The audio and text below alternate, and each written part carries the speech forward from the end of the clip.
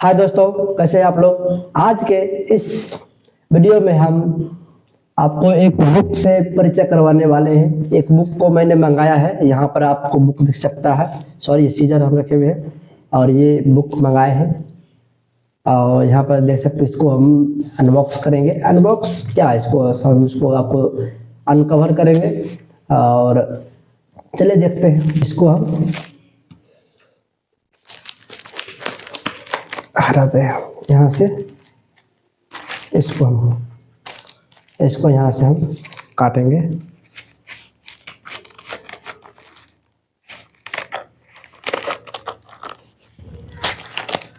ठीक, देखिए।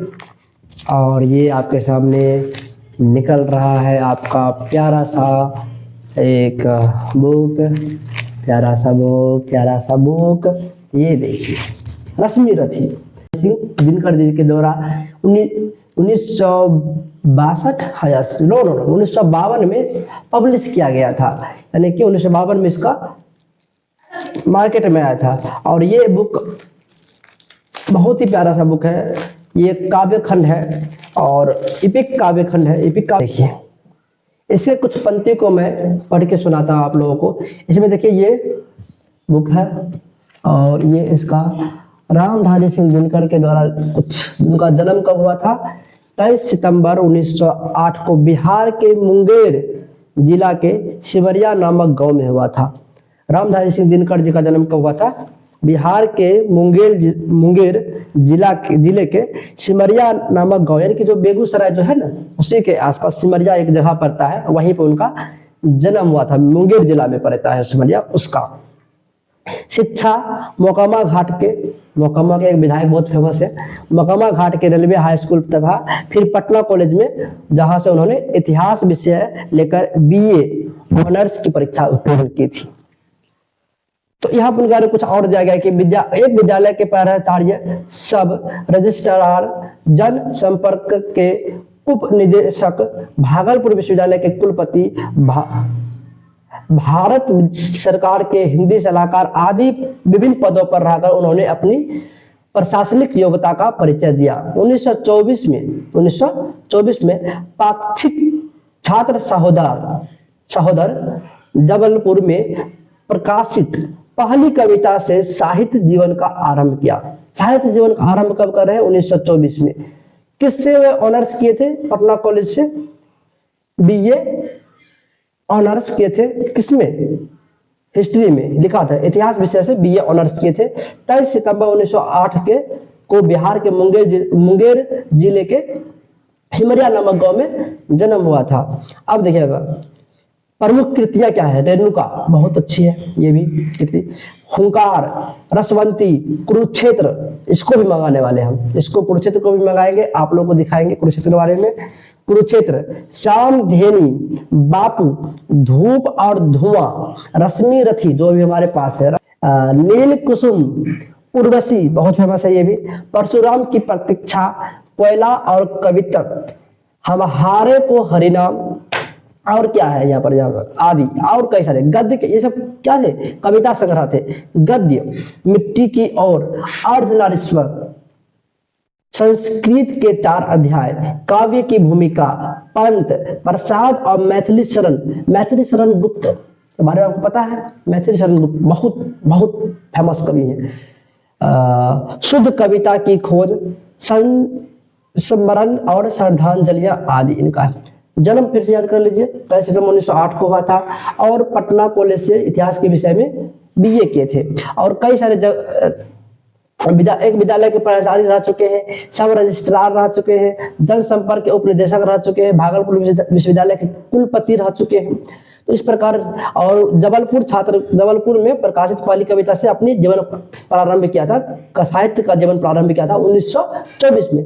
देखिए, 1924 में साहित्य का जीवन प्रारंभ कर रहे हैं, मतलब कि उनका एज कितना होगा उस टाइम पर? 16 साल की उम्र से ने साहित्य में रुचि आ गया था और रुचि का आया। उसके बाद बहुत कुछ लिखने भी लगे थे। और देखिए यहाँ पर क्या क्या इनको पुरस्कार मिला था। 1959 में संस्कृत के 4 अध्याय पर साहित्य अकादमी पुरस्कार मिला था और पद्म भूषण की उपाधि भी मिली थी। 1959 में। 1962 में भागलपुर विश्वविद्यालय की तरफ से डॉक्टर ऑफ लिटरेचर की मानद उपाधि मिली थी, डॉक्टर ऑफ लिटरेचर। 1973 में उर्वशी पर ज्ञानपीठ पुरस्कार मिला था। 1973 में उर्वशी पर ज्ञानपीठ पुरस्कार मिला था। अनेक बार भारतीय और विदेशी सरकारों के निमंत्रण पर विदेश यात्रा किए थे। निधन, देखिए बहुत दुख की बात है, लेकिन इनका निधन जो है 23 अप्रैल 1974 को हुआ था। यदि सितंबर आने वाला है, 23 सितंबर को इनका बर्थ एनिवर्सरी हम समझ सकते हैं, सरकार बर्थ एनिवर्सरी होने वाला है, तो उस दिन हम इसके बारे में और डिटेल में वीडियो प्रोवाइड करेंगे। अभी के लिए मैं आपको कुछ झलक दिखा देता हूं। फर्स्ट पेज पर इनके बारे में कुछ लिखा गया था, यहाँ पर देख सकते हैं। आगे देखिए, मूल्य लिखा गया है 250, जो कि हमको ऑनलाइन में 130 के आसपास पड़ा है, बहुत सस्ता पड़ गया, 130 के आसपास पड़ा है। भूमिका में कुछ दिया गया, इसको हम रहने देते हैं। भूमिका जो कि पढ़ना अनिवार्य हो जाता है, हम पढ़ेंगे, लेकिन आपके लिए रहने देते हैं। हम आगे बढ़ते हैं। देखिए, इस जो यह थोड़ा बात है, इस काव्य जो ये जो काव्य जो लिख रहे हैं, इस काव्य का आरंभ 16 फरवरी सन 1950 ईस्वी में किया था। आप देखें, कुल इसमें सर्ग इसको बोलते हैं, लेकिन यानी कि लेसन मोटा मोटी है, या फिर देखिए क्या है, इतना 7 सर्ग है।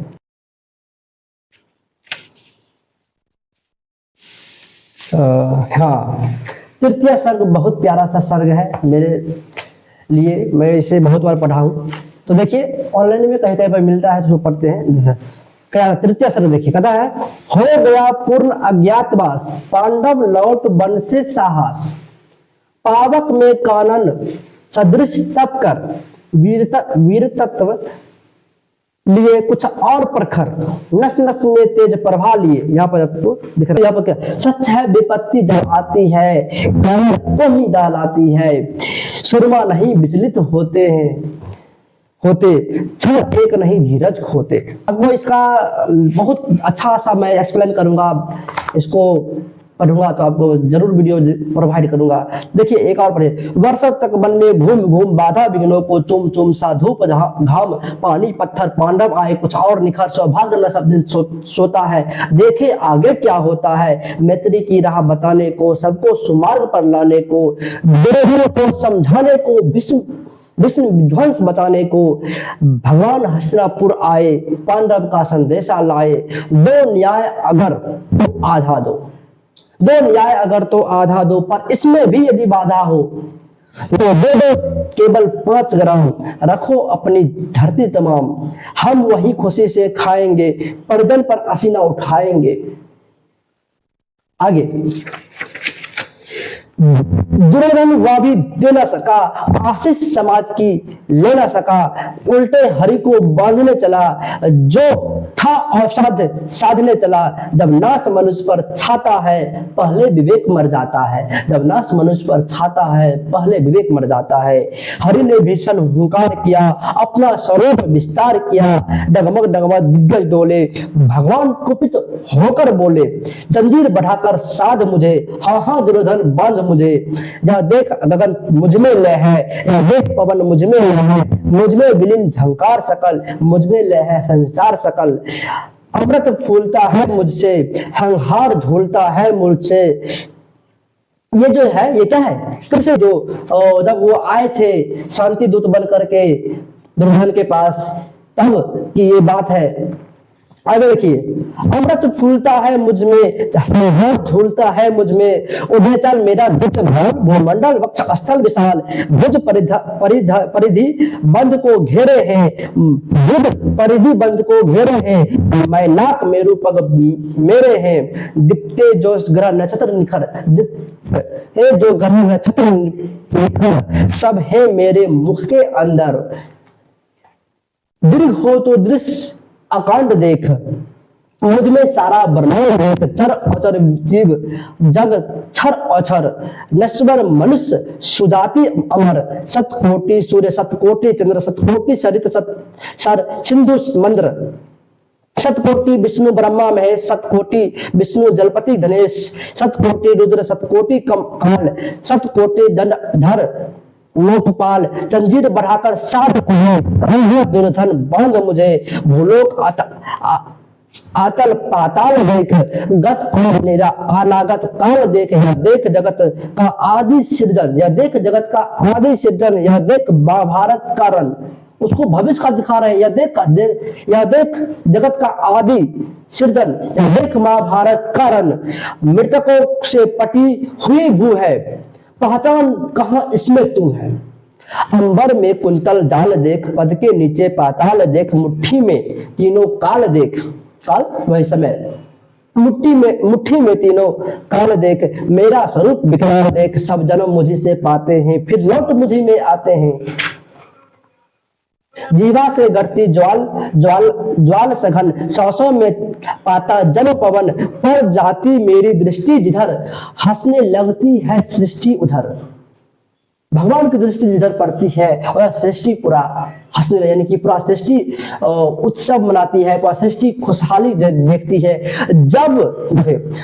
मैं जब भी मूंझता हूँ लोचन, छा जाता चारों ओर मरण, बांधने मुझे तू आया है, बांधने मुझे तो आया है, जंजीर बड़ी क्या लाया है। यदि मुझे बांधना चाहे मन, पहले तो बांध अनंत गगन, सोने को साध न सकता है वह मुझे बांध कब सकता है। हित वचन नहीं तूने माना, मैत्री की राह ना पहचाना, तो रे मैं भी अब जाता हूँ, अंतिम संकल्प सुनाता हूँ। याचना नहीं अब रण होगा, जीवन जय या की मरण होगा, टकराएंगे नक्षत्र निकर, बरसेगी भू पर वही प्रखर, फल शेष नाग का डोलेगा, विकराल काल मुंह खोलेगा। दुर्योधन रन ऐसा होगा, दुर्योधन रन ऐसा होगा, फिर कभी नहीं जैसा होगा।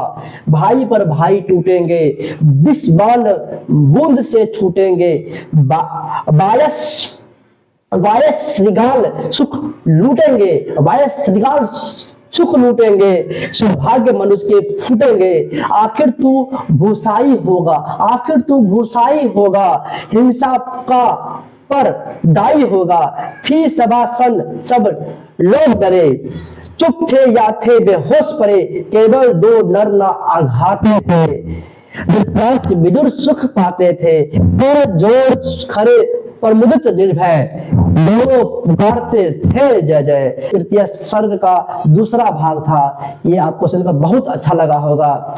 वैसे मेरा आवाज